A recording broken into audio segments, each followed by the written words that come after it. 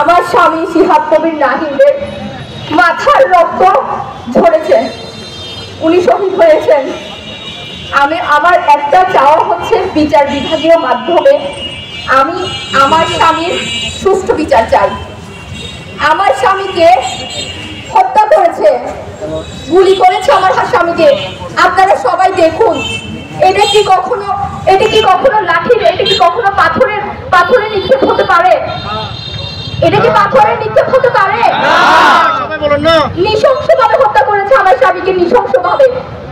এরপরে হয়তো আমিও মারা যেতে পারি, কিন্তু আপনারা রুখে দাঁড়াবেন, আজকে আমার স্বামী মারা গিয়েছে, আমার স্বামী শহীদ হয়েছে, অন্যদিন আপনাদের ভাই, আপনাদের বাবা, আপনাদের হাজবেন্ড হতে পারে। আমার স্বামীকে আমার বাচ্চার কাছ থেকে কেড়ে নিয়েছে। আমার বাচ্চা কিভাবে তার বাবাকে পাপ্পা বলে ডাকবে?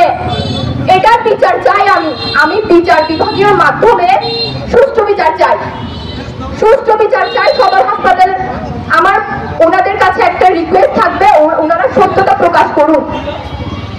আমরা স্বাধীন বাংলাদেশে নেই। স্বাধীন বাংলাদেশে যদি আমরা থাকতাম, কখনো আমার স্বামীকে দিনে দুপুরে সকালবেলা নৃশংসভাবে হত্যা করা হতো না। ওনার মাথার খুলি উড়ে গিয়েছে, ওনার মগজ বের হয়ে গিয়েছে। ওনারা বলছে যে গুলি করেনি, কিন্তু গুলি তো ওনার মাথায় আছে। সবাই যে ওনার মাথায় হাত দিয়েছে, আমি নিজে হাত দিয়েছি, মগজ ধরে পড়ে যাচ্ছে। ওনাকে হত্যা করার পরে ওনারা অফিসের মাধ্যমে 1 ঘন্টা পর্যন্ত ঢুকিয়ে রেখেছে, যাতে ছটফট করে মৃত্যুবরণ করে। আমি এটার বিচার চাই। আমার সন্তানের বাবাকে যারা কেড়ে নিয়েছে, আমি এটার সুষ্ঠু বিচার চাই। আর যদি আমি স্বাধীন দেশে থেকে যদি বিচার না পাই, আমাকে মেরে ফেলতে হবে, আমার সন্তানকে মেরে ফেলতে হবে। আমি এটার সুষ্ঠু বিচার চাই। আমি বিচার বিভাগীয়